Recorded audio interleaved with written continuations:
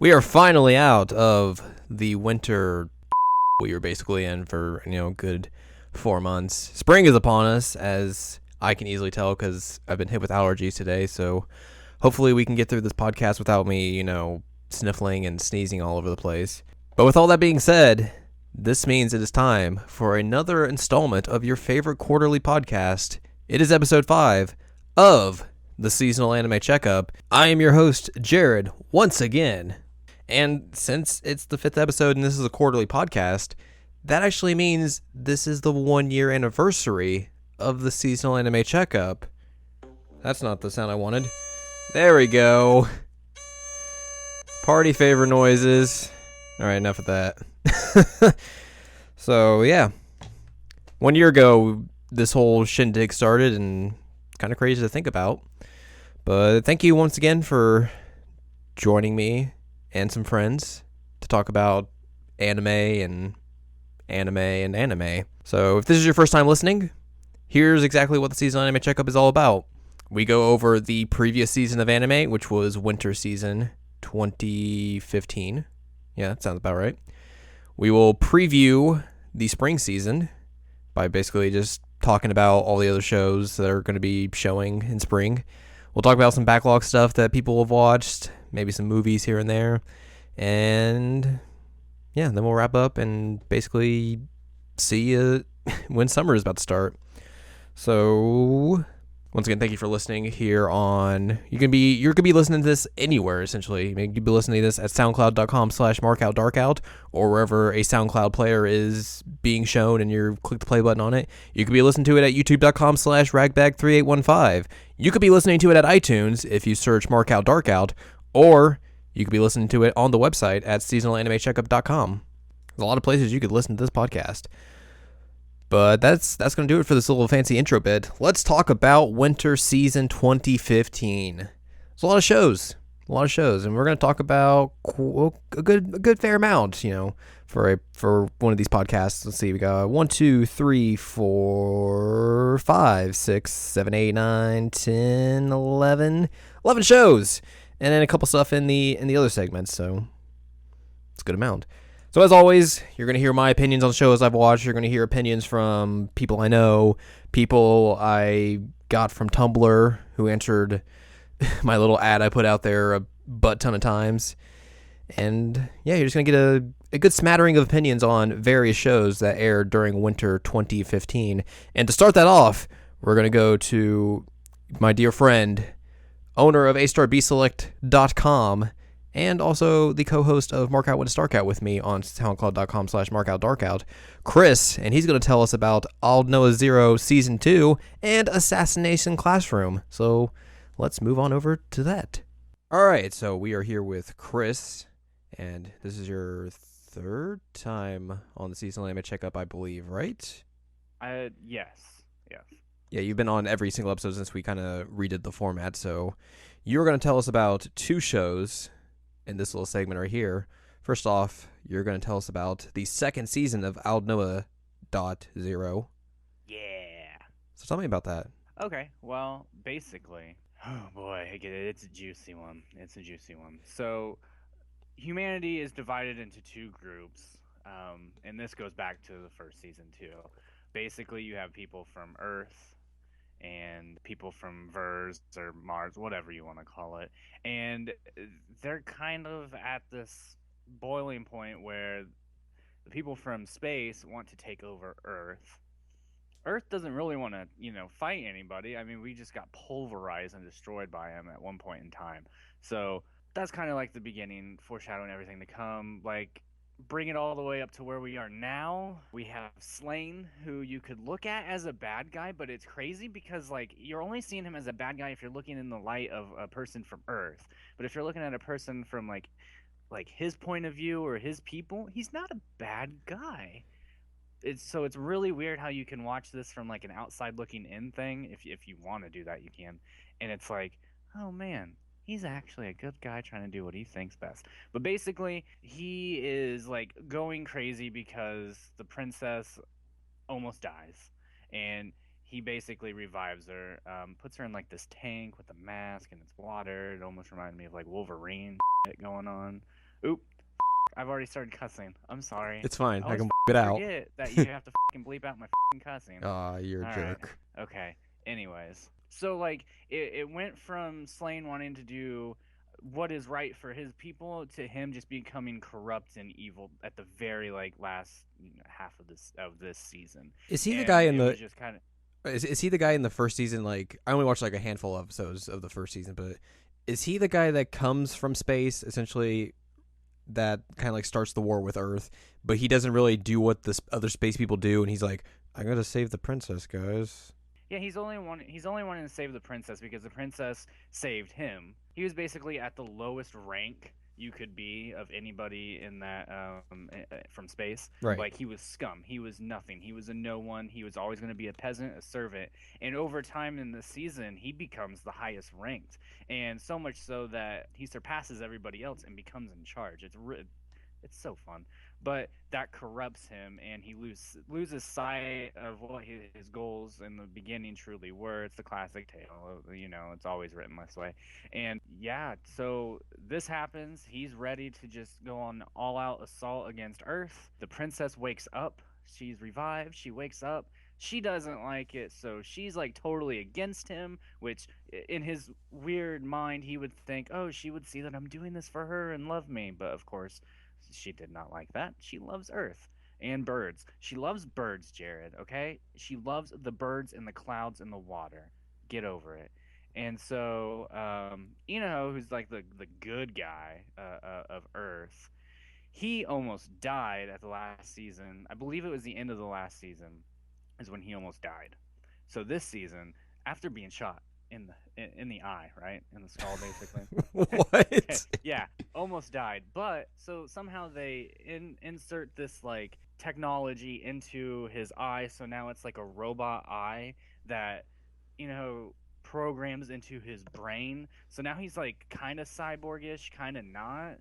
I'm trying to explain this the best I can. He is now like this ultimate badass. He was already really cool before with his mech and how he would strategize and basically defeat the bad guys. I'm just going to keep calling them bad guys. They're not bad guys, Jared, okay? They're good people.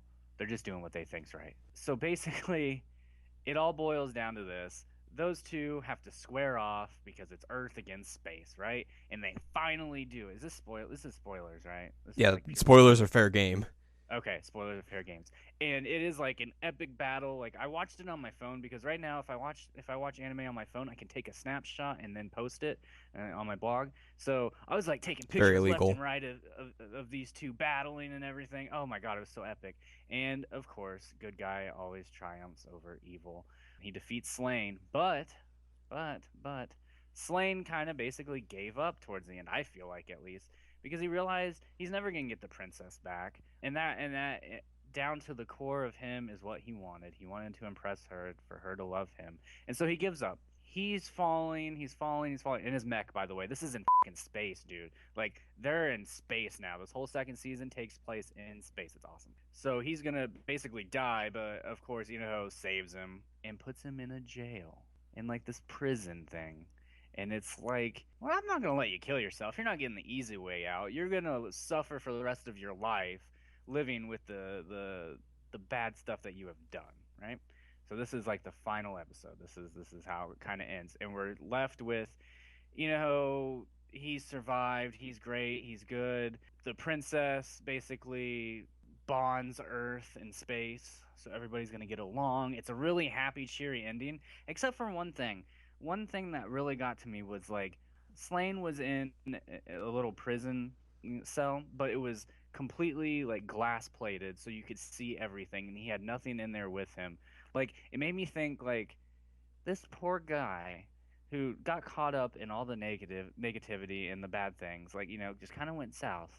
He's in this prison because like if he wasn't watched 24/7, he'd probably kill himself. That's deep, man. That's deep. Sounds very deep.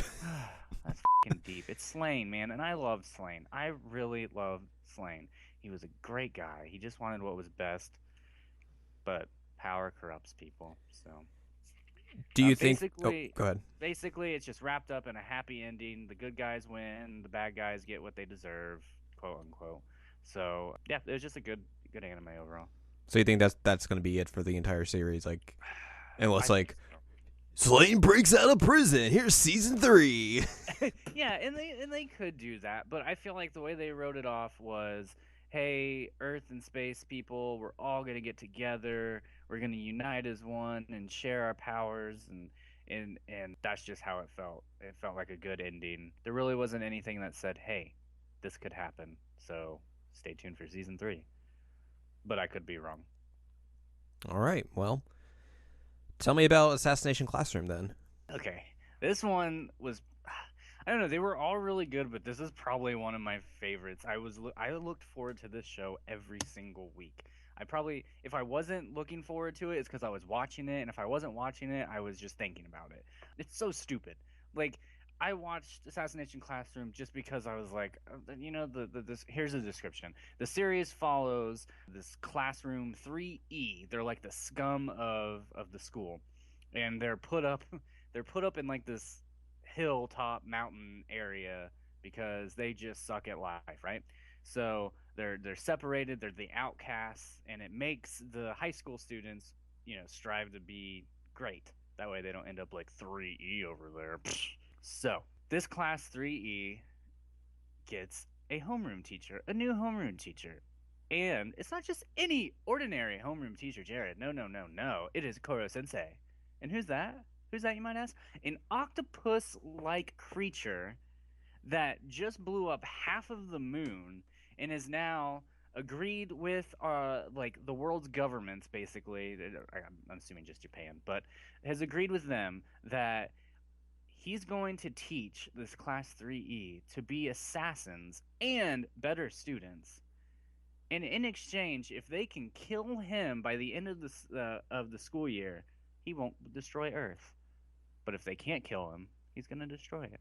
Well, that's quite the conundrum.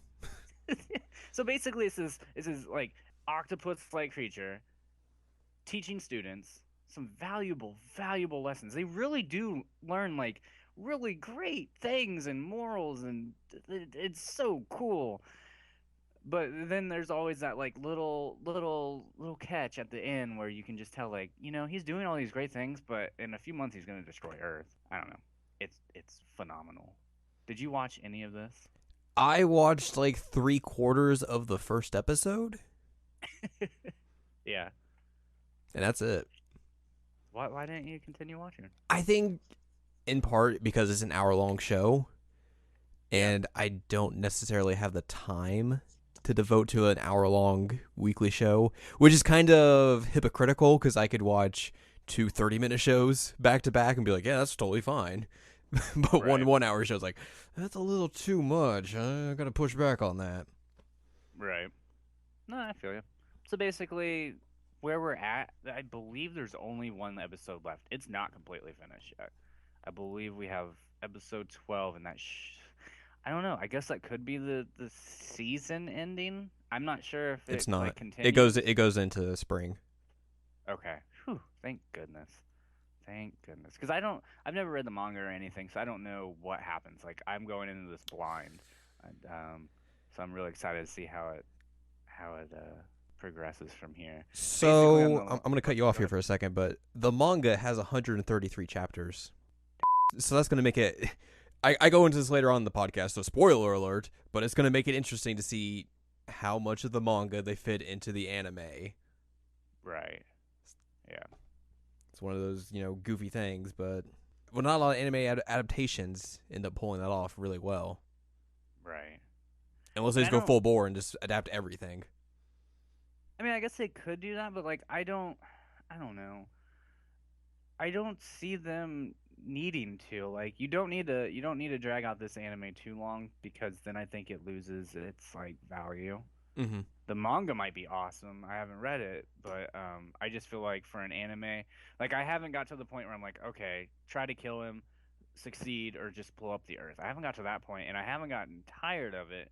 But I can definitely see, like, if this continues for 2 or 3 seasons, like, come on, unless they completely go off in a different path that I can't think of. So basically, like, the last episode, we meet a character that could possibly be his brother, but it's a human.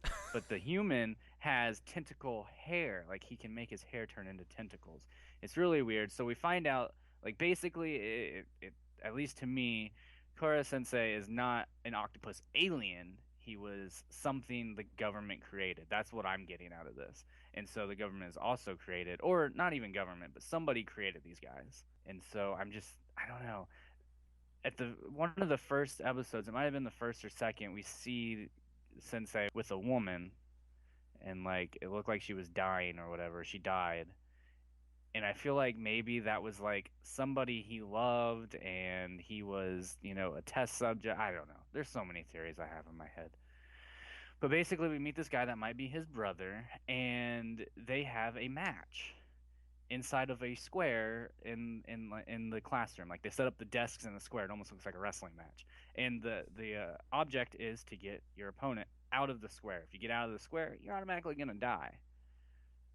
So basically, that brother character just kicks his ass because nobody was expecting this kid to have tentacles for hair, or hair for tentacles, whatever. I mean, I wouldn't expect that from anyone. Right. I mean, imagine straightening that in the morning. But towards the end, of course, Sensei gets the advantage and throws him out of the square, but doesn't kill him. Instead says, "Come to my classroom. There are many things you still need to learn in life." And that infuriates this kid. And basically, to summarize it, we get this new character who could be his brother. There's so much that we want to know. And so the students are like trying to find out how you guys connected, what's going on, blah, blah, blah, blah, blah. And he says that if you want to find the answers, assassination is what they must use to get the answers they seek. So, I don't know. I don't know. Like, they have to kill him to find the answers. But he doesn't say you have to kill me. He just says that you must use assassination to get the answers that you seek. So I don't know. Maybe I'm reading into it too much. But I don't know what's going on, and I can't wait to find out the next episode. Well, you're just going to have to fill us in on the next episode of the Seasonal Anime Checkup and tell us exactly how the second half of this season of Assassination Classroom ends up being. Hey, when's the next episode? Of what? Sorry. This? Just kidding. Sorry. 4 months from now. All But right. that's going to do it for you for now. We'll check back in with you in like literally a few seconds because we're going to do something else and then come back right back to you. So, Oh, cool. yeah, we'll be right back. And we're back. So that was a lengthy 2 segments there. Actually, I have no idea if it was lengthy or not because I haven't recorded those segments yet. So they could have been quick, and you were just back here in like a minute. Probably not though. Up next, we have an opinion from that-geek-bliss from Tumblr, who's going to tell us about Binan Koukou Chikyuu Bosai Love, or Cute High Earth Defense Club Love. That love's like all in capitals, so you have to like kind of emphasize it.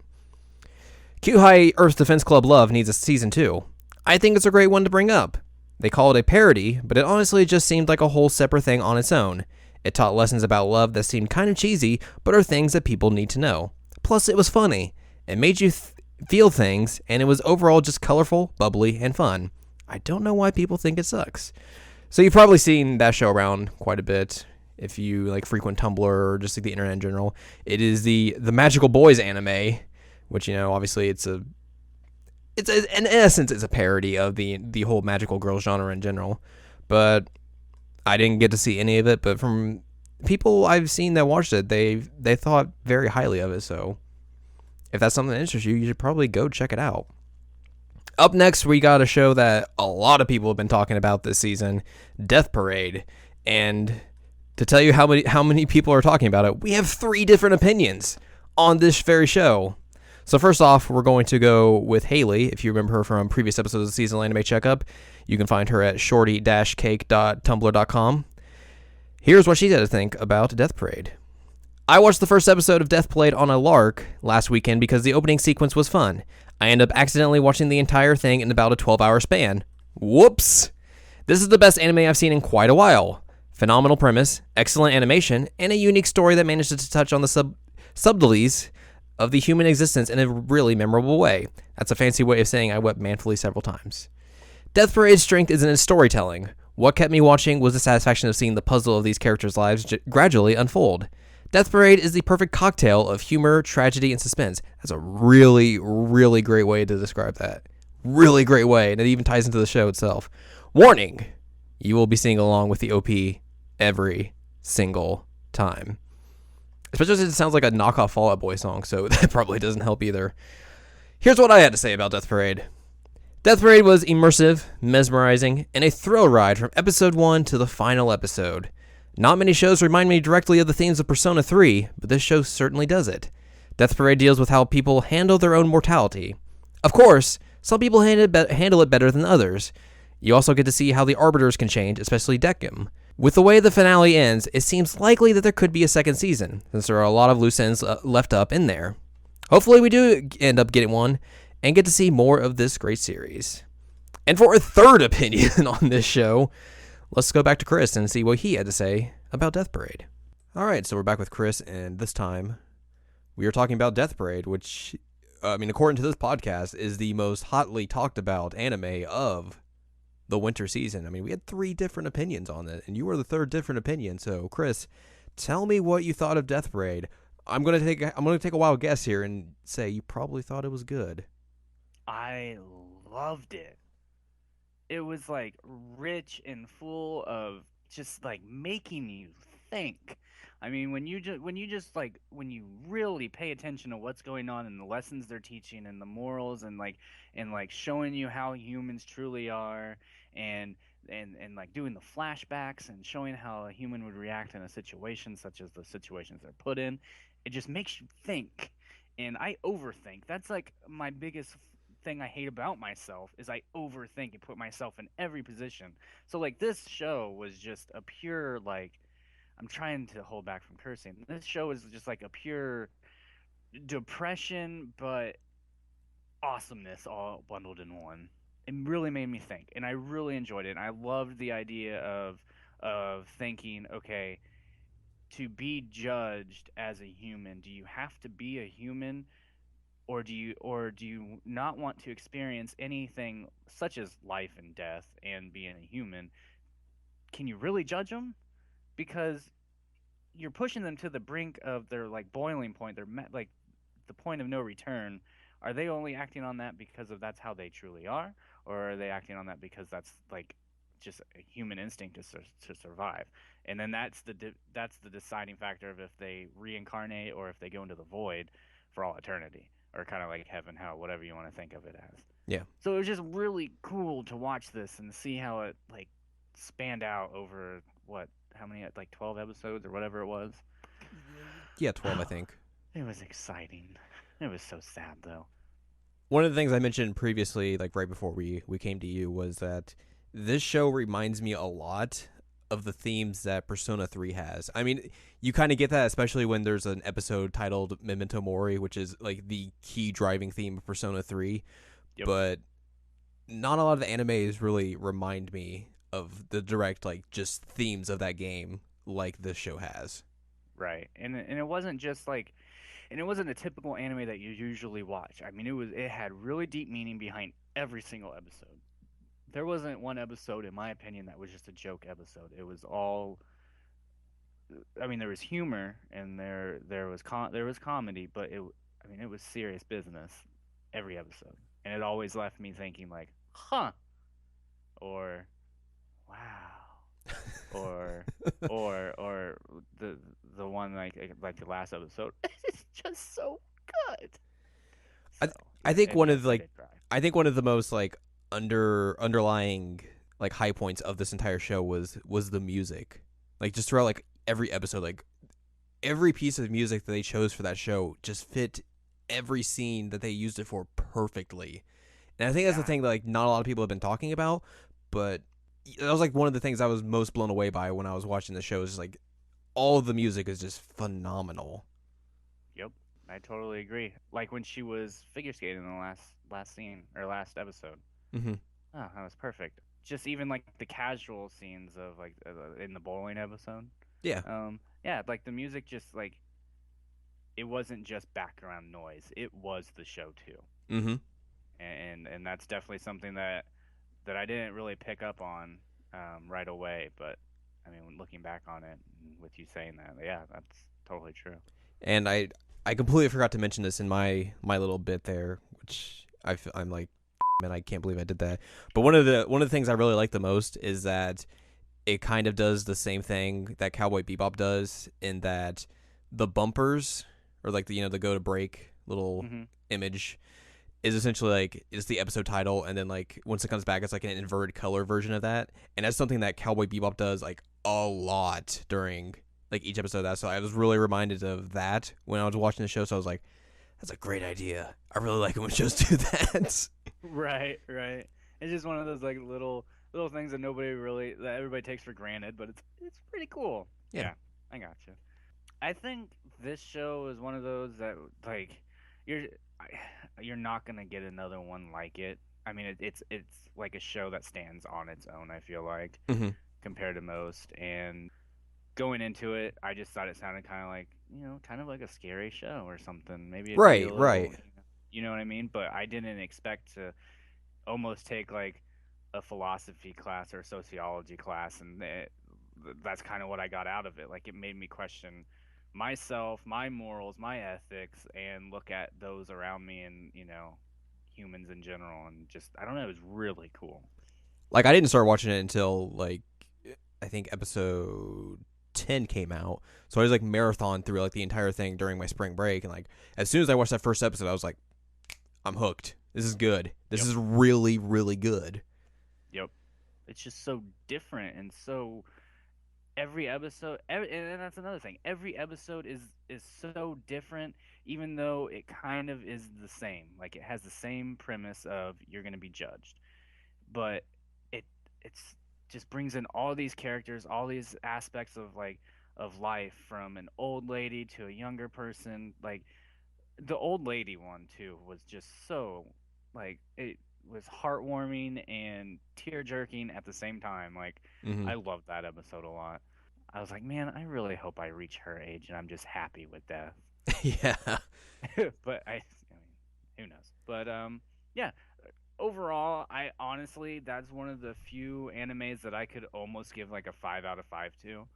I just overall, there's really not too much to complain about. I feel like the ending left off for more, of course. Yeah, I was just about to ask you that. Like, do you think with the way that thing ends that we'll be getting more of this show? I definitely do, because of the one guy that claims to be basically God, or closest thing to God. I can't think of his name right now. The one that was always playing pool. Yeah. I don't remember his name either, but I know who you're talking about. Yeah, guy with the flower for a beard. Yeah. Yeah.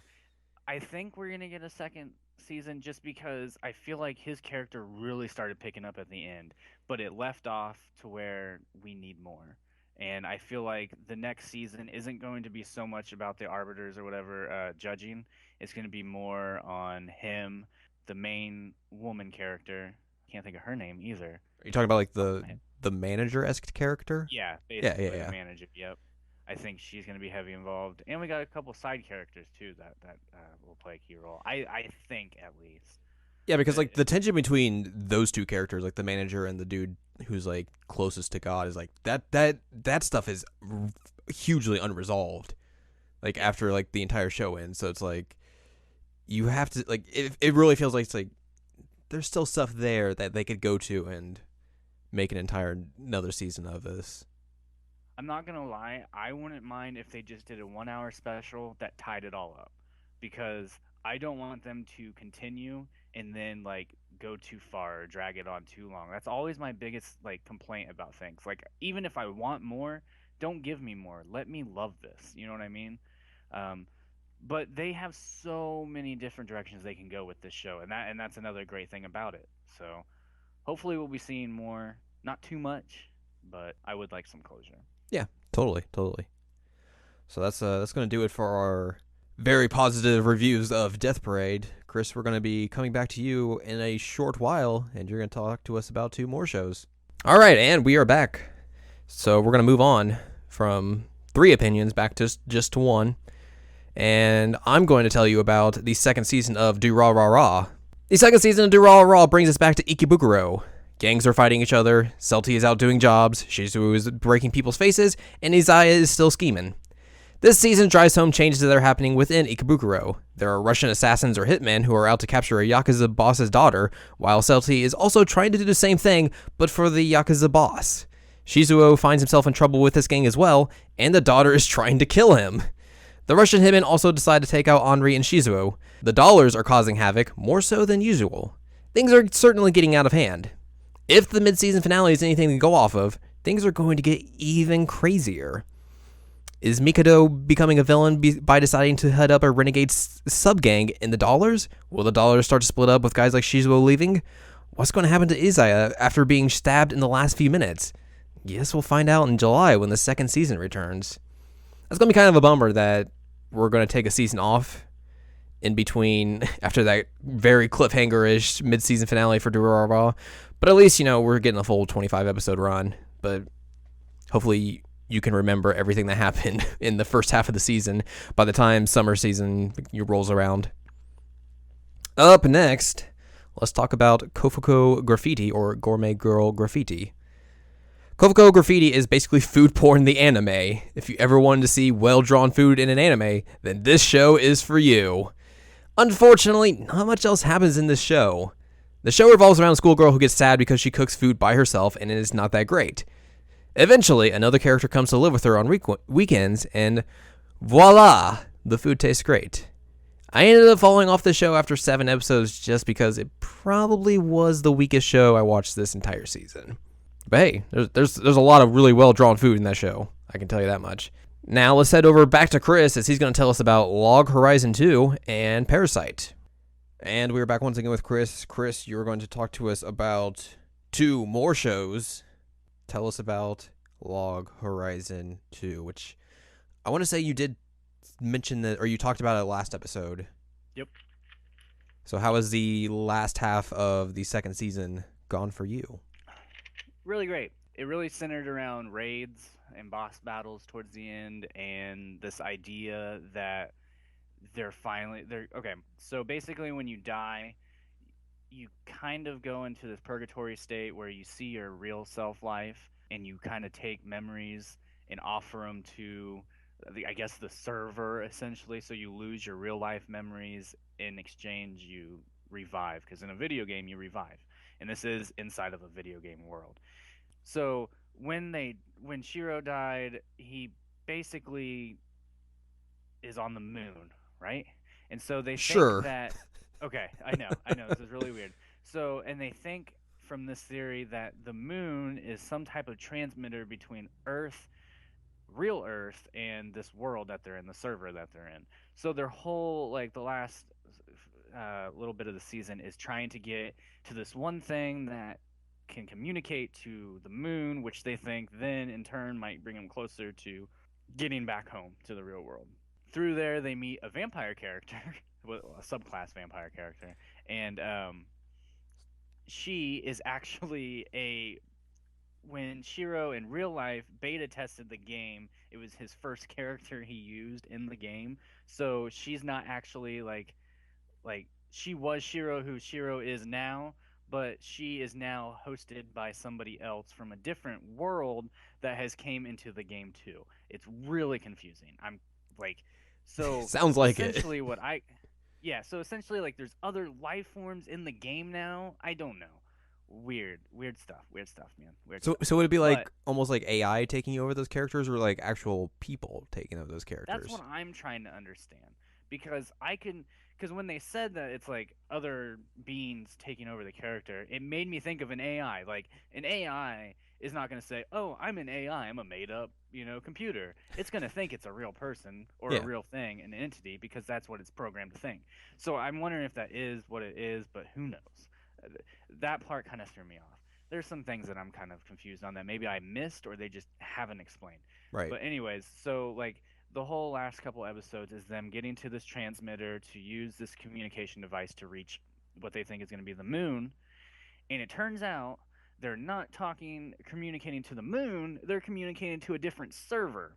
And this is where they meet up with Konami, who is always seen in the opening video package. She kind of has Wait. metal-looking boxing gloves. Did you say that character's name is Konami? Konami. Oh, I thought you meant like it was a video game company. Like, is Hideo Kojima going to Oh, come in as no. well? Yeah. Is this going to turn into No, Metal Gear Solid? Because yeah. I was getting really excited there for a second. Sorry. It's a knockoff Metal Gear Solid with Kenny Omega. But anyways, so this is where we meet with Konami, who she's in the Chinese server instead of the Japanese server. So we find out that this communication device doesn't actually reach the moon; it reaches them. We also find out this is where a guy named Krusty has been this whole entire season because he basically got lost inside this. I believe they were fighting some boss and from the game world, and it sucked him into like a I don't know this little portal thing, which we now know is took him to the Chinese server. So now Shiro is given a task, or I guess in the game, he's given a quest from his longtime friend Konami, who we haven't seen ever except for in the video packages, like at the beginning of the opening package, I guess. Yeah. To find a way to transmit themselves between this Elder Tale game and the real world. And so that's kind of how the season ends. Like, hey, we're talking on different servers. Hey, we're kind of close to figuring out how to go home. So let's celebrate and let's do it. And Shiro, I'm giving you the task to solve it. And he's like, oh, is this a quest? And oh, solve the quest. Basically, I'm summarizing such a terrible summary, but basically, we're left with everybody celebrating. It's like a bright journey. It's a new day for everyone. You know, they're so close to going home, and so that's where we're left at now. So, third season. Yeah. Oh God, yeah. I mean, without question, third season. I do like how the show. I always wondered how the characters were thinking of like. There's this one character, for example. He is a really badass, like I don't want to say ninja, but what would you call him in a video game? If they're always attacking, a brawler or whatever you want to call A him, fighter. fighter, yeah, sure.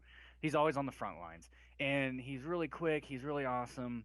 And we find out in the season, I believe it was this season, we find out he's actually in a wheelchair in real life. So I was always wondering, like, I wonder if he would like to go back to the real world or if he's just enjoying this too much. And they kind of touch basis with a lot of characters explaining if they want to go back or not. And so I like that they're coming to the conclusion that, hey, why do we have to go back and never come back? Let's find a way to go back and to come here. That way we can cross universes. And when Konami is talking to him about, trying to do this quest, she says, hey, I have a daughter now who's 3 years old or something like that, and I want to take her to this world. And so it's this weird theory of uh, like hey, we can live in both worlds, and it's not just a virtual reality game anymore, or not just a game anymore. It's actually real life. I don't know. It's crazy. Cool stuff. That's an interesting way of handling that. Actually, like they could have gotten away with not really touching upon that. So. Yeah. I mean, for the most part, this show, I think, it's probably hard to get into, but I was so obsessed with the idea of virtual reality at first when I first started watching it that I was hooked. And now I'm just kind of like involved with all the characters. And probably coming off of like watching Sword Art Online probably helped as well. Exactly. It was my alternative to Sword Art Online when I wasn't watching Sword Art Online. It's a great show though. I mean I enjoy it. I still to this day love the fact that they had this hot looking pink haired character that was so like just teased the guys and was really promiscuous, seemed really promiscuous. And so like everybody on Tumblr and message boards talking, like fan art, all the guys really like her, and then it comes out to find out that she is actually a guy. The old bait and switch. And yeah, it's so awesome. And he still does every single thing like the same. He still calls himself the idol and everything like that, and the world's idol or something like that. It's really cool. It's probably one of my favorite characters just because of how ridiculous it is, and the fact that now we know it's a guy makes the stuff he says that much funnier. And I'm pretty sure they haven't told the one guy that he likes that he's a he. Third season. So, Third season plot line. Yeah. Third season plot line. I don't know. Fun stuff. All right. Well, tell me about Parasyte. This show was one of those that I watched as a joke by reading the headline. I was like, this sounds so stupid. Basically, there's these parasites that I guess come down from space, but I don't know. Yeah, I guess that would be it. They come from space and they hatch, and when they hatch, they have to like attach to a human or an animal to be a host, to host that, like they need a host to live.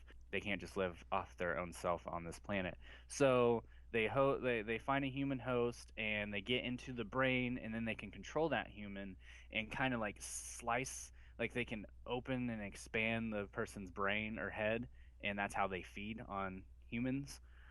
And basically, it centers around a high school student who one day wakes up to one of these creatures or parasites going into his body, and he ties off his arm because it goes through his arm. He ties off his arm with his iPhone or like cell phone cord.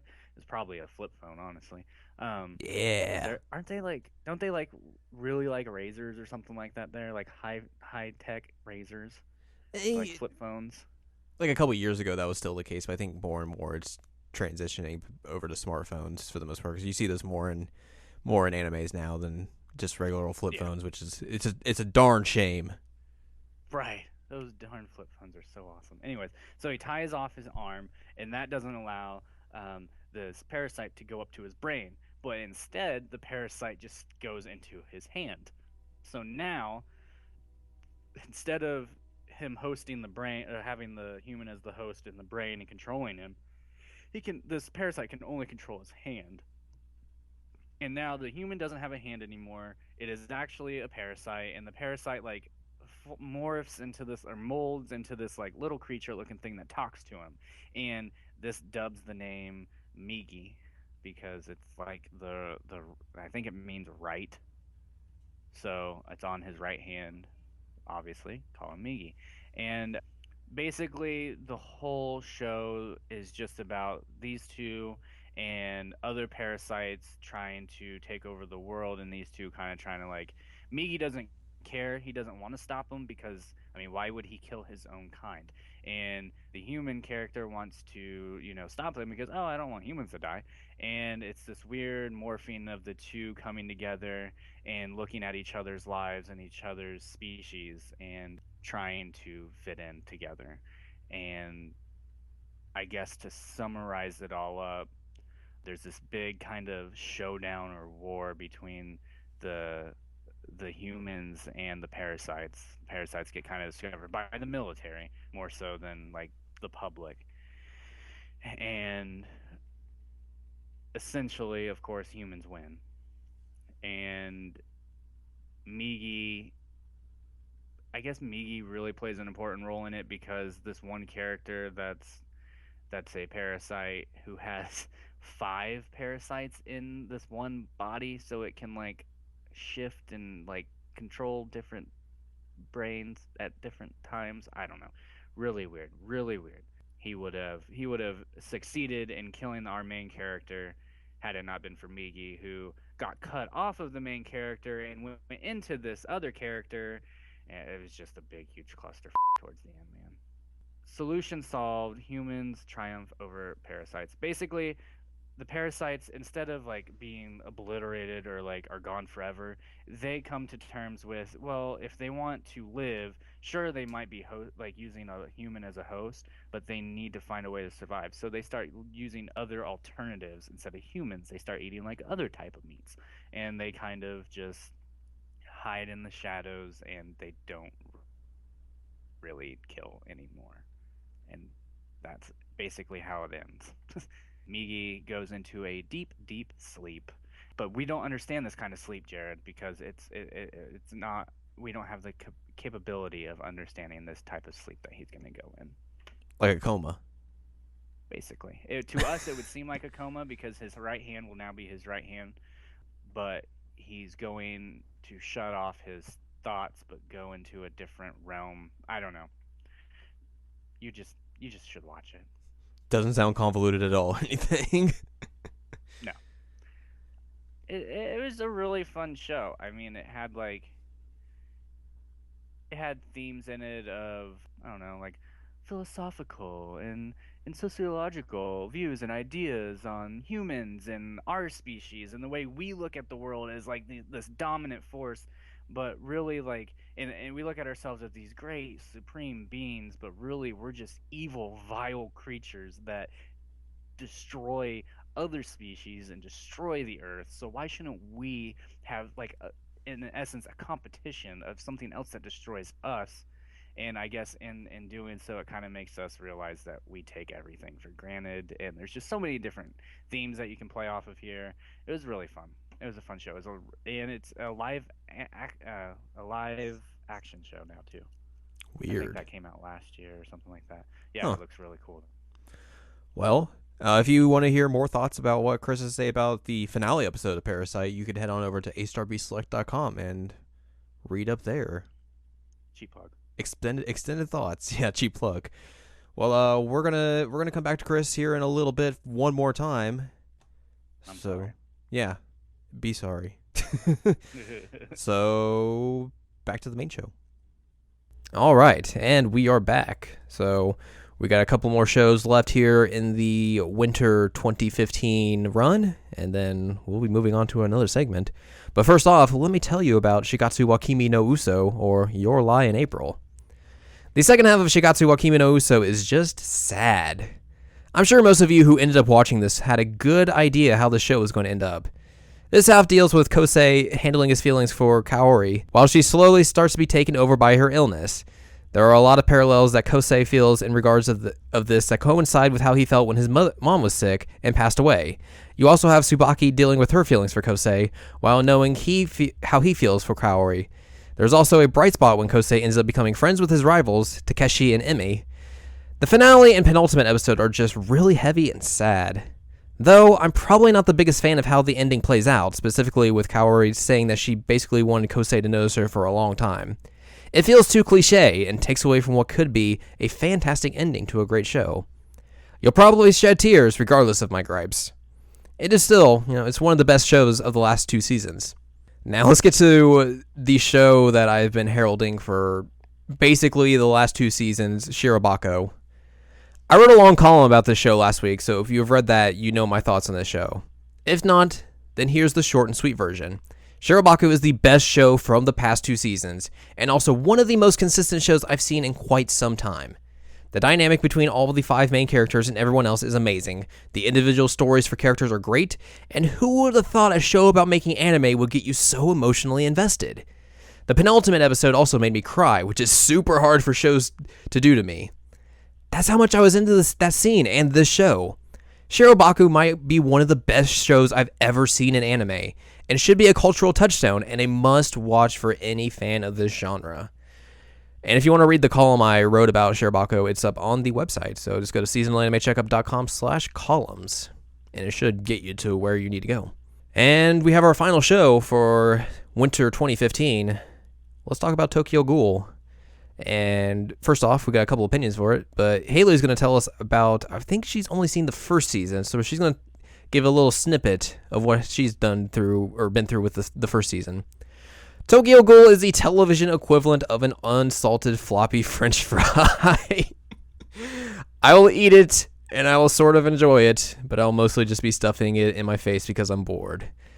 I've heard a lot of controversy about Tokyo Ghoul, especially the second season, which, from what I'm aware of, it doesn't necessarily follow the manga itself, and I think it's kind of its own thing, and that's really left fans up in the air and upset about the entire thing. But for further opinions on Tokyo Ghoul, and probably more so about the second season, let's head back over to Chris. Alright, so we come back to Chris for the final time, and this is the final bit of Spring Anime 2015, so we are going to discuss Tokyo Ghoul square root A39 brackets 43 pi semicolon whatever the hell the second season name is. You're putting me as the go home, like the last person to talk or last bit. Well, not necessarily. I mean, just you're the last bit to talk about in the spring anime section. There's still we got movies to talk about. We got backlog stuff to talk about, and then there's the the spring anime. I think I may have said this is the last bit of the spring anime. If I did, I'm stupid. This is the last bit of winter anime. We got the spring anime preview coming up in a bit, but a lot of people have been very iffy about this second season of Tokyo Ghoul. So I would I would highly suggest that it's been highly controversial. Chris, how have you found the second season of Tokyo Ghoul to go? Uh, I would say the last half of the second season was just like, well, I guess it was the full season, wasn't it? I don't know. My seasons are kind of getting mixed up with all the anime I watch, but this last, I guess the last season of Kaneki, like, just kind of turned into a boo-hoo baby. And it's at a time where he is probably one of the strongest goals there are in like out of almost anybody. Like he's just super ridiculously powerful. And I guess you could say it was kind of like when Spider-Man turned into Venom in the what was it, Spider-Man 3, Yeah, the best Spider-Man movie. where he was just kind of a freaking he could he's moping around and he like I don't know, it was really to me it was aggravating and annoying, and it didn't lose like I didn't lose interest in it per se, but I was just kind of turned off by how he was this entire like last ending of the season. I will say the last episode though was really like emotional. Last two, I believe, two or three, a couple characters get killed off that I didn't want to die, but you knew they had to. Like you knew those were the characters that were gonna die from the beginning, anyways, but they ended up dying. I cried two or three times. I know a lot of people have been upset about the show. I think specifically because it doesn't follow the manga at all, and I think it's kind of its own thing. So I think that Yeah. pissed a lot of people off, and Wasn't the manga like really, really successful and really popular? could be. I don't. I Like mean, I'm I haven't pretty researched sure that, I've but read that it's like a pretty successful manga. wouldn't surprise me. Well, and that's the thing. That's one of the reasons why I try not to read the manga of the anime that I'm going to or am watching. Because 99% of the time, I don't care what it is, a book, a manga, a comic, it doesn't matter. It's always better than the movie or the TV show. Always. And you get that I a lot can't with it. remember. Right. Yeah, I can't remember a time I've read anything that wasn't better than like the movie or the book, or I mean the movie or the anime or the TV show. You know. Yeah, I've had a few of those, but there's like it's an exception to the rule essentially. I mean, there was a couple Harry Potter movies I enjoyed more than the book, but overall, You're walking a thin line there with some people probably. You're I know speaking I'm probably taboo. yeah, yeah, Vadakadava. I'm probably gonna die now. So the ending, it was like, here's the theme that always just kicks me in the testes and takes my heart, rips it out. Somebody chews on it, spits it out, and then like shoves it down my throat again. But it doesn't go to where my heart's supposed to be. It just goes into my intestines and stuff or whatever, and I poop it out. Whatever. So that's what happens.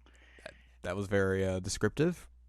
Well, it's the theme, man. This theme of like everything the way it used to be. So we get a dramatic scene where some character is looking on flashbacks of how things used to be, people happy, things and people in your life, certain themes going on, events going on, everybody's fine. Maybe you're taking it for granted at the time, maybe you're enjoying the time, but you're looking back on that time the way it was before. And then you fast forward right back to the present and you realize, oh my God, that was my life. That's what I should have been more focused on, my family, my friends, all this, instead of what's coming tomorrow and the stupid future.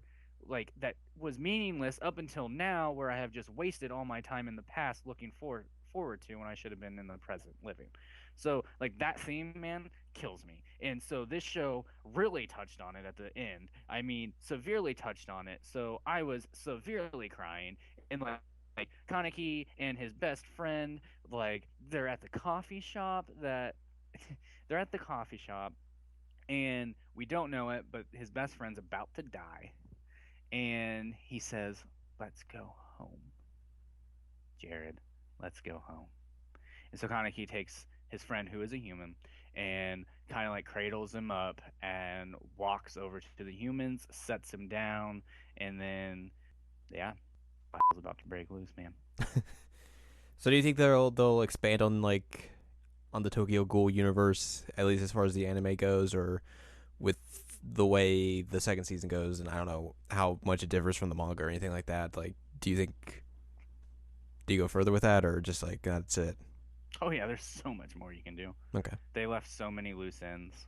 Can't wait for Tokyo Ghoul, square root, sine, cosine, alpha, sigma, pi. Exactly. Um, I just it was like it can be a dark. I like dark animes. I get that, but this one, towards the end of the season, it wasn't just dark or trying to be too dark. It was too.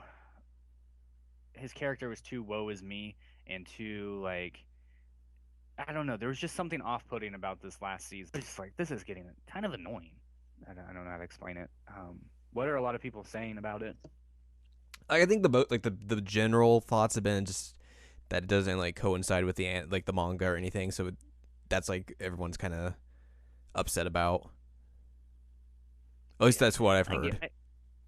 I guess I can understand that. It's just that's why, like again, I said I try not to read the manga. I mean, if I do, if I read anything, you really can't try to just like say, okay, it has to fit this anime or this anime has to fit the manga perfectly, because as fun as it is, it's also kind of boring. Like, and it's also you're gonna see things coming, so it's not gonna give you the same reaction that the creators are wanting you to get. But at You've the already same read it. time, you get situations like the original Full Metal Alchemist anime had, where they basically were producing the anime so fast that they got ahead of the manga, and they did some really dumb decisions with that show.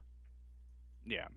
So I'm sure you could walk a very fine line with that and actually like do things that could coincide with how like the manga actually plays out and be of the same quality, but at the same time you can also go on the other side and just throw out absolute garbage that makes no sense. Right, right, and maybe that's what's going on with Tokyo Ghoul right now. Maybe it's just completely ridiculous and not fair to the diehard manga fans who were expecting an anime that was going to carry with them what the manga Yeah. did. So I can totally understand why people are upset. Me personally, though, I'm enjoying it. It was probably my first or second pick of this simulcast, like the season, up until like the last I don't know 8 episodes. The final three really picked back up, but other than that, like this just dropped way down on my list, which surprised me because Tokyo Ghoul was awesome for so long. I don't know. So hopefully they have the next season. They really pick up the pace. Hopefully there's more action, and hopefully Kaneki. Hopefully everybody isn't just boohoo babies. That's I'll leave it at that. While This I should have been Tokyo Ghoul A square B boohoo baby. while I have you here, I'm gonna put you on the spot here for a second and talk to you about something you're not really prepared for. Oh, the birds and the bees. No, that's not it. You mentioned to me a while back that you watched a couple of the Funimation dub simulcasts. Tell me about what your thoughts on that were. Horrible, horrible, horrible, horrible, horrible. Okay, if anybody watches Assassination Classroom right now that's listening to this, and you watch it subbed, I go watch it dubbed. Just go. If you don't watch Assassination Classroom, go watch like 10 minutes of the I believe second episode subbed, and then watch it dubbed, and tell me which one sounds better. And I guarantee you, subbed will sound better than dubbed. Dubbed just seems like they threw in Joe Schmo and Joe Blow and said, "Here, read these parts. Here, you're this person and you're this person." Like the casting must have been like the people that casted them must have been blindfolded and said, "Okay, my instincts tell me the guy on the left is perfect for this part, and the guy on the right is perfect for this part. Wait, that part's a girl, so okay, never mind. The guy on the far left, or wait, the girl on the far left. Sorry, my bad. You can play the girl part." Like it just made no sense.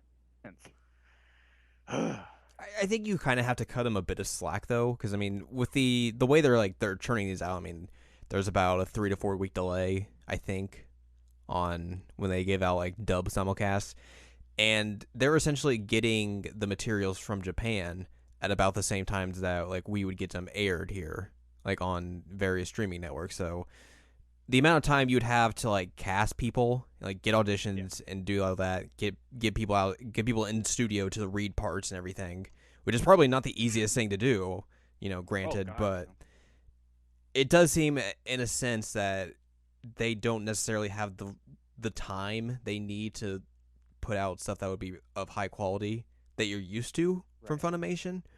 But I mean, obviously we don't know like the inner workings of like how that's working or like stuff like that. So it just might be that they're rushing things a bit too much just to get these out there as soon as possible. I mean, I don't want to seem like a big huge. I'm sorry. Like, it's not that like Funimation is scum and their work is like terrible. It's just like, to me, and it could just be because I'm so used to the subbed, and that's typically what it is. Dubs never sound right. But to me, it just sounds like, the characters, their voices, like, they just don't match. They don't fit the traits, the quality. Like, that voice just doesn't fit, and it bothers me. Like, it's so annoying. You know what I mean? Like, yeah. Like, you want the voice and that artwork on your screen to match up, and when it doesn't, it ruins the show. I don't know. Well, we're certainly ending your section on a high point.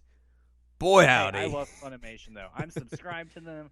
I watch them. Like, I'm on that site almost every single day. Whether I'm watching something or looking at their quote unquote news. Like, Funimation, you should be watching. Well, we're not sponsored by them, so can't say that. You should be watching. Well, thank you once again, Chris, for hopping on to the Seasonal Anime Checkup to give your thoughts and opinions on shows you watched and dubbing services. Anytime, man. I love doing this. Like I do every single episode, though, I'm gonna apologize for my rambling. I'm not the most professional when it comes to throwing out my 2 cents on these animes. I just say what comes to my mind, and I think quick and speak fast, man. That's my game plan, man. Hey, so, it makes things a little bit different.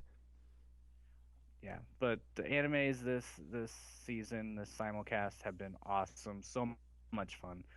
It's really helped me get through the days, like the miserable days I've been having, and I love it. Thank you, Funimation. Thank you, Crunchyroll. Thank you, all the people. Thank you, people that are listening to this. You're awesome.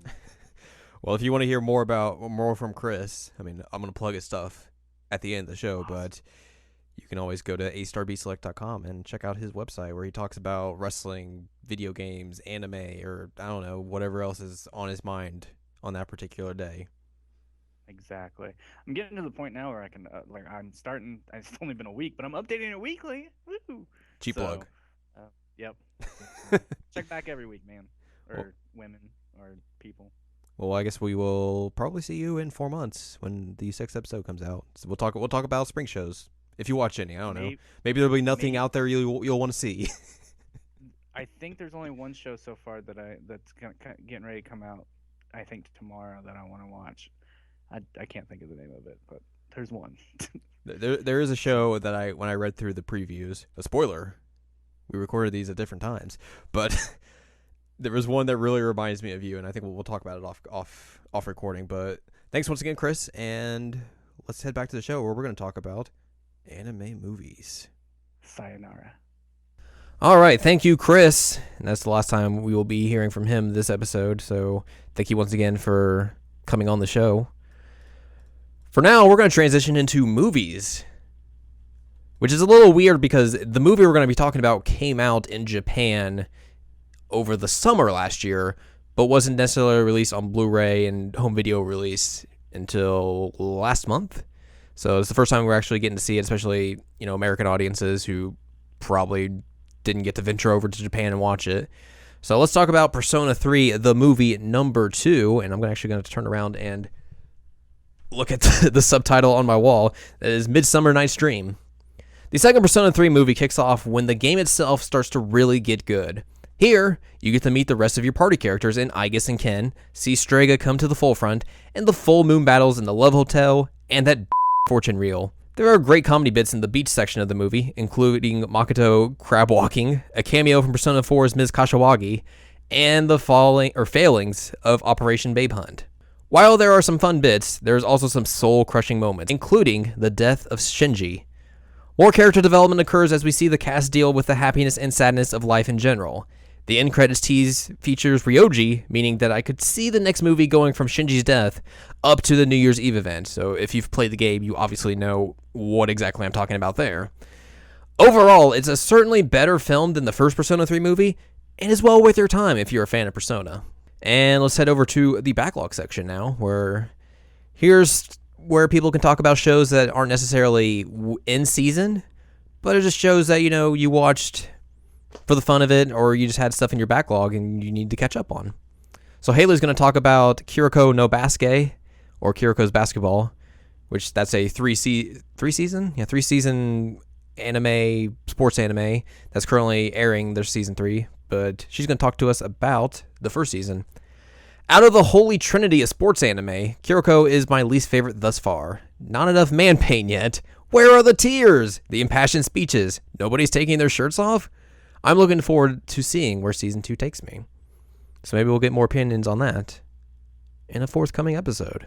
So now that we are done talking about people's opinions on shows, let's talk about Spring Season 2015, where there's going to be some new shows. Quite a bit of new shows, actually, because as I scroll down here and look at the winter leftovers, there's only 4 shows listed, which is kind of surprising. But there was a lot of crossover, I think, from fall to winter. So, there you go.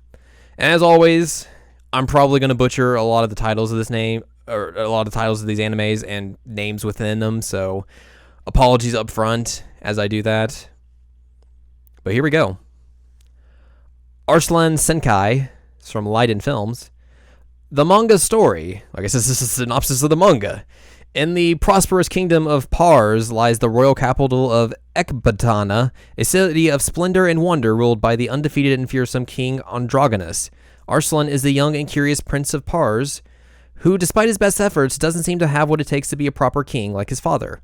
At the age of 14, Arslan goes to his first battle and loses everything as the blood-soaked mist of war gives way to scorching flames, bringing him to face the demise of his once glorious kingdom.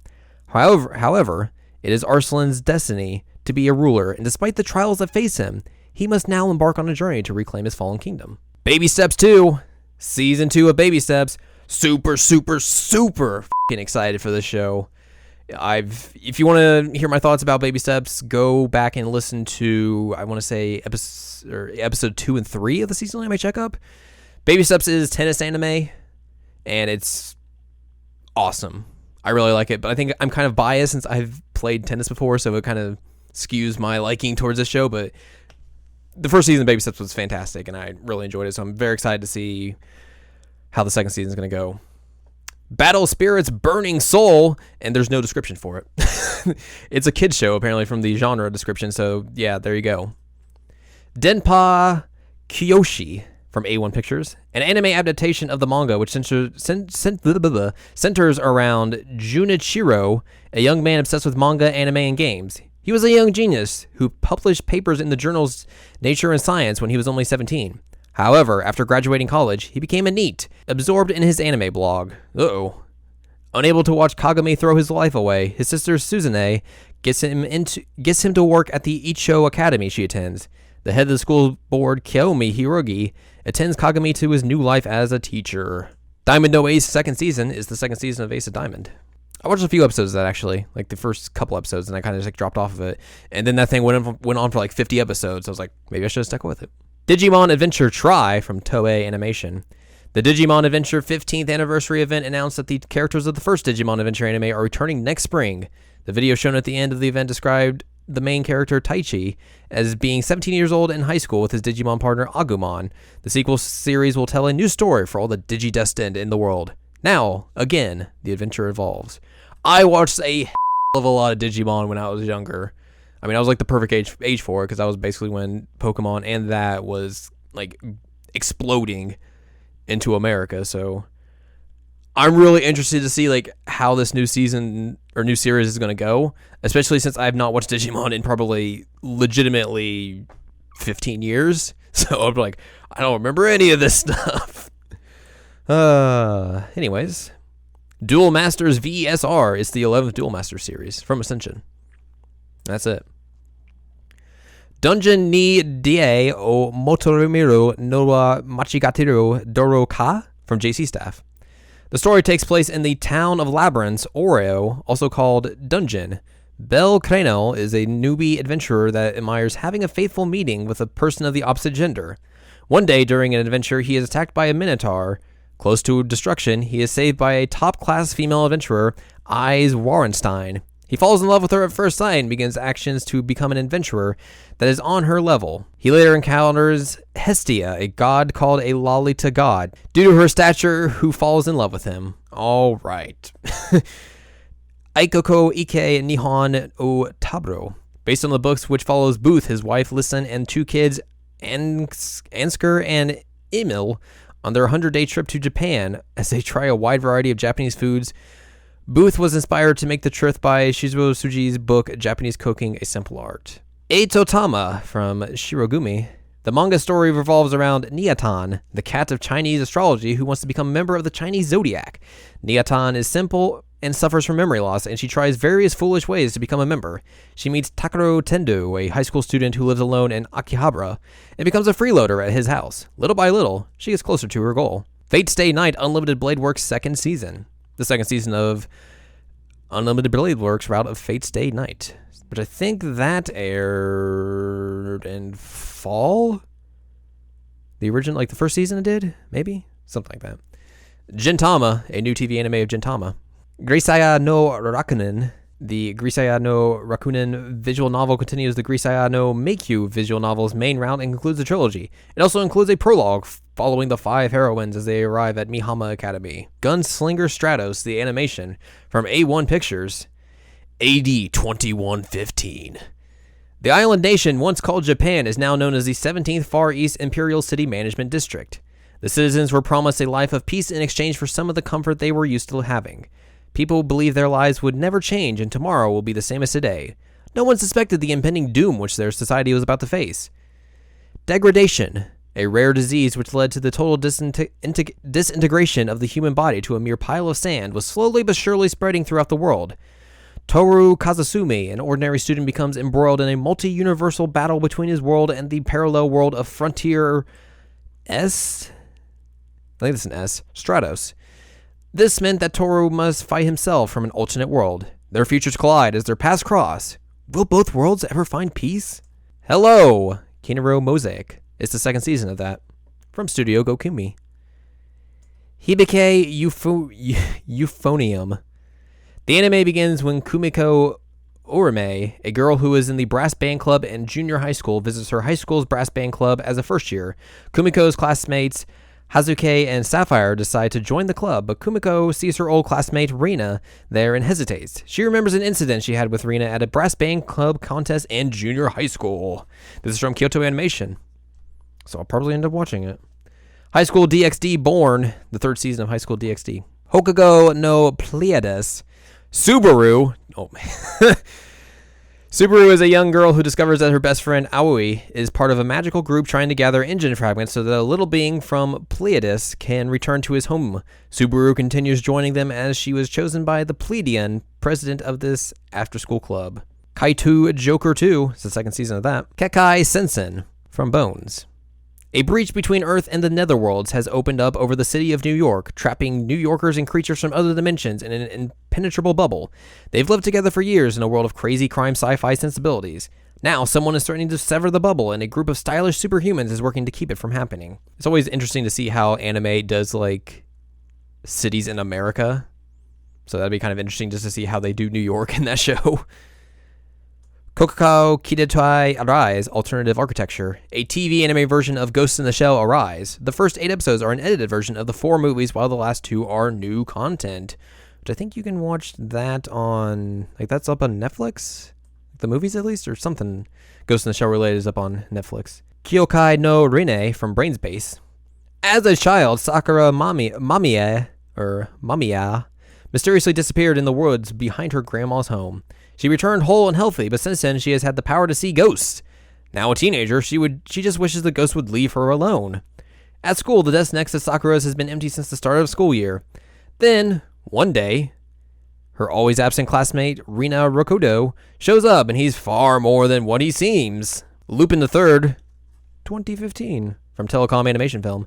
The story of the new series will take place in Italy and San Marino. Maho Shoujo Lyrical Nanoha Vivid from A1 Pictures. The manga takes place 4 years after the JS incident in Magical Girl Lyrical Nanoha Strikers and stars Vivio Takamichi, a fourth-year elementary student at St. Hilde Academy of Magic. Vivio has learned to conjure her adult form and has received her own device named Sacred Heart from Nanoha, and has promised Nanoha to never use either for mischief. Then, a mysterious magical fighter appears and targets Vivio. Mikagura Gakuen Kimi Kyoko from Dogakobo. The story of the original light novels and manga revolves around high school girl Iruna Ichinomiya, who enters the Mikagura Academy dreaming of a boarding school life filled with beauty. However, Iruna finds out that in their culture clubs, there is a rule that battles that are fought with special powers decide a club representative's treatment. Through various circumstances, Iruna becomes a representative of the club and is thrown into the fray. Nagato Yuki-chan no Shirashitsu from Satelight. The spin-off of the Haruhi Suzumiya series takes place in the world of the disappearance arc of the original novels, focusing on the high school life and romance of a tentative, bashful Yuki Nagato, quite unlike the one you've come to know and love through the usual exploits of the SOS Brigade, but no less charming. As the shy head of the literature club, Nagato has a hard time recruiting members. His close friend Ryoko Asakura supports her in this time. Drafting Kion, she eventually meets up with Haruhi Shizumiya, Surya, Mikuru Asahana, and Itsuki Kozuma, and has to put up with their hijinks while trying to romance Kion. Asakura seems ambivalent about the latter prospect. Nisekoi from Shaft, Season 2 of Nisekoi, with probably a bunch of head tilts. Ore Monogatari from Madhouse Studios. Takeo Guda is a giant guy with a giant heart. Too bad the girls don't want him. They want his good-looking best friend, Tsunakawa. Used to being on the sidelines, Takeo simply stands tall and accepts his fate. But one day, when he saves a girl named Yamato from a harasser on the train, his life suddenly takes an incredible turn. Owari no Seraph. The story takes place in a world where an unknown virus has killed the entire human population except for children. Of course. Those children were then enslaved by vampires. What?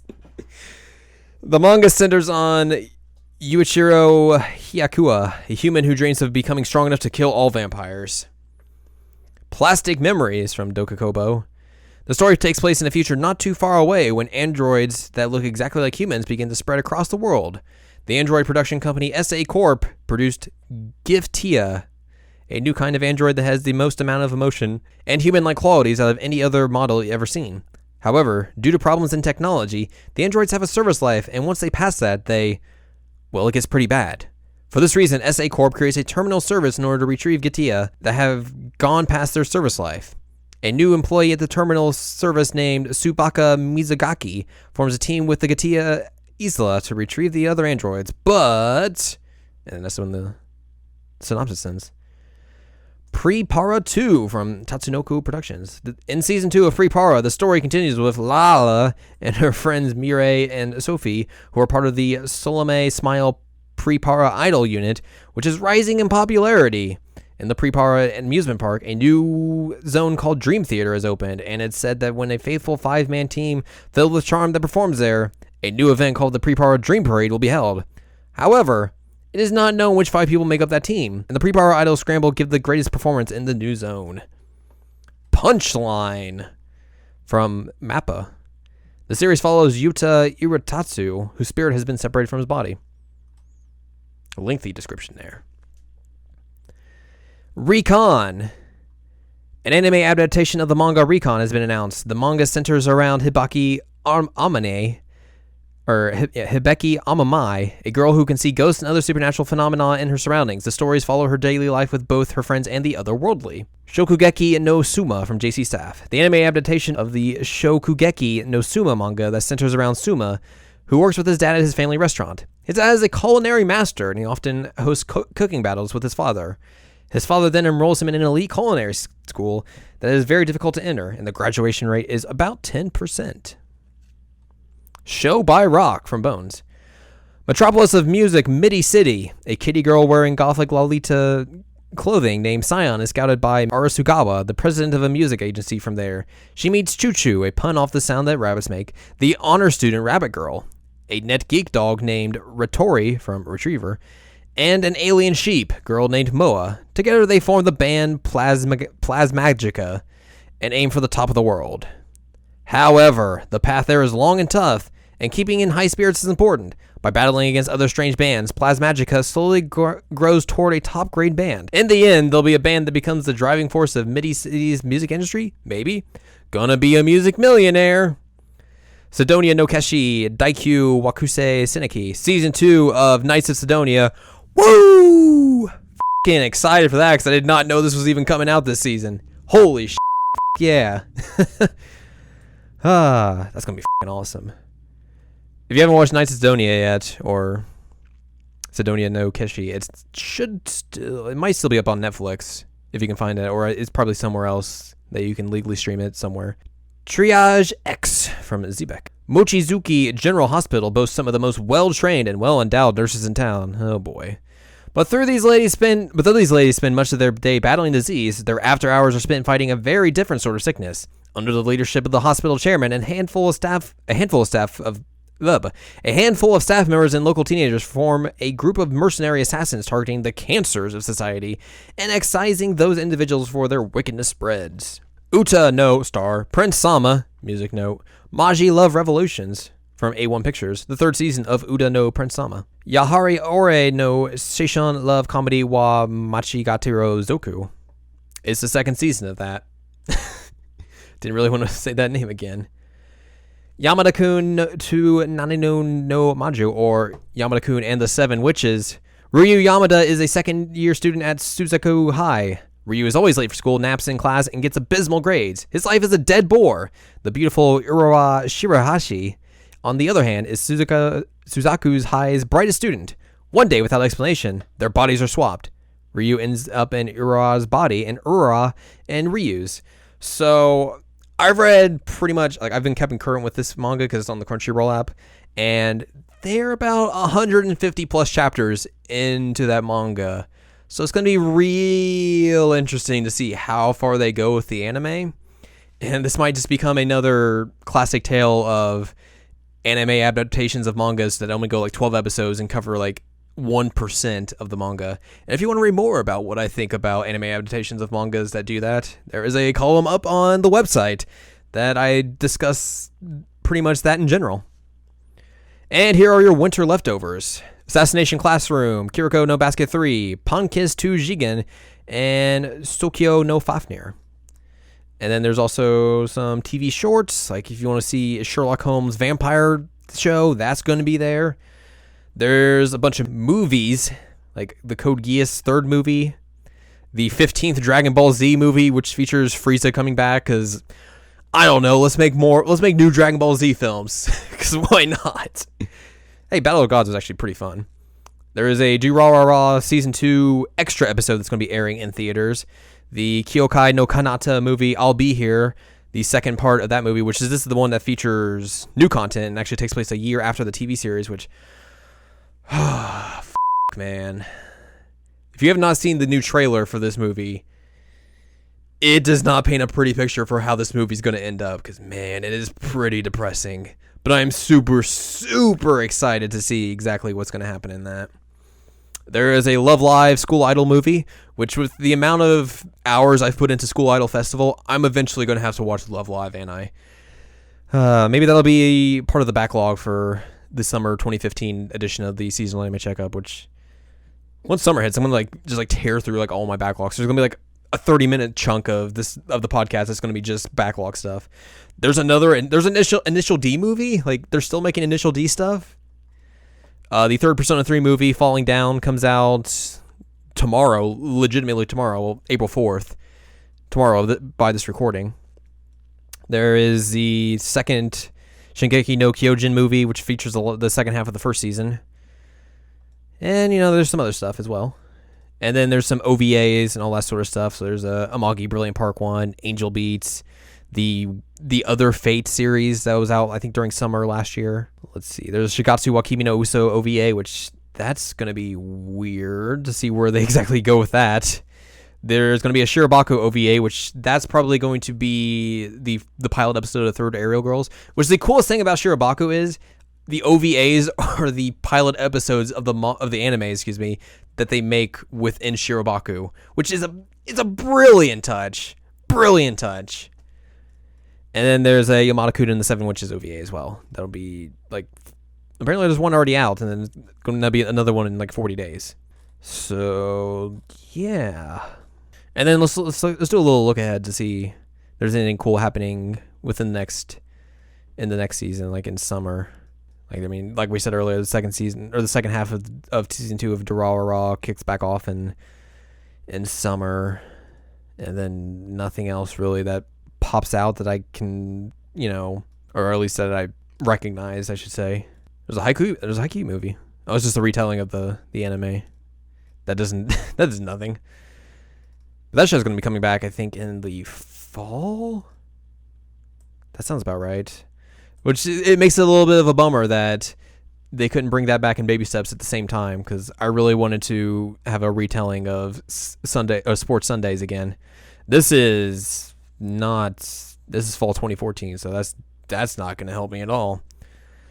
So I can't give you even a brief preview of fall 2015. But yeah, it's very much of a bummer that Sports Sundays is not going to be returning with Haikyuu and Baby Steps. But Baby Steps is back, I think, on Sunday, so Sports Sundays are back, but it's just, one sport. But anyways, that's your preview for spring 2015.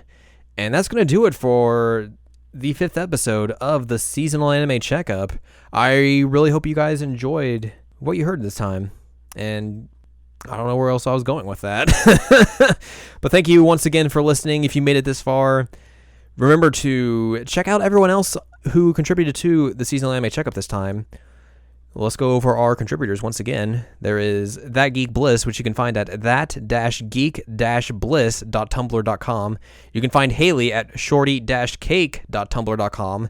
And you can find Chris at astarbeatselect.com, soundcloud.com/markoutdarkout, astarbeatselect.tumblr.com. He literally just changed that last night, so I had to be up on my toes for that. And you can find me at jaredclemens.tumblr.com, twitter.com/ragbag, youtube.com/ragbag3815, seasonalanimecheckup.com. And if you have thoughts, comments, questions, concerns, you want to write something for the website, you want to contribute to, I don't know, you want to say you have backlog stuff, you want to contribute to the next episode of the Seasonal Anime Checkup, you can email me at jared@seasonalanimecheckup.com. And hopefully I'll get that, because sometimes email is really wonky about things. But yeah, just remember, check out the website, seasonalanimecheckup.com. I'll be updating it every now and then. The school semester has kept me extremely busy, so I haven't had a lot of time to, write a bunch of stuff here and there. But I'll try and get something up at least once or twice a month, at least until school ends. So basically after this month, it'll be, smooth sailing and I can do whatever the hell I want. But yeah, just check out the website, seasonalanimecheckup.com. You can find columns there about anime, video games that deal with anime. You can find the podcast, this podcast especially, or past episodes of the podcast. And that's an easy way to contact me as well, because I think there is a contact us form on there, and the email buttons on there, and all the other stuff you can find me at is on there as well. But once again, thank you for listening to the 5th episode of the Seasonal Anime Checkup. Next time, it's going to be very hot outside, because it's going to be the start of summer 2015, and I'll probably be sweating a lot, which is a very disgusting visual to think about. But thank you once again for listening to the 5th episode of the Seasonal Anime Checkup, and I will see you in 4 months for episode 6 of your favorite quarterly podcast, the Seasonal Anime Checkup. Seasonal Anime Checkup. Seasonal Anime Checkup. Seasonal Anime Checkup. Seasonal Anime Checkup. Seasonal Anime Checkup. Seasonal Anime Checkup. Seasonal Anime Checkup. Seasonal Anime Checkup. Seasonal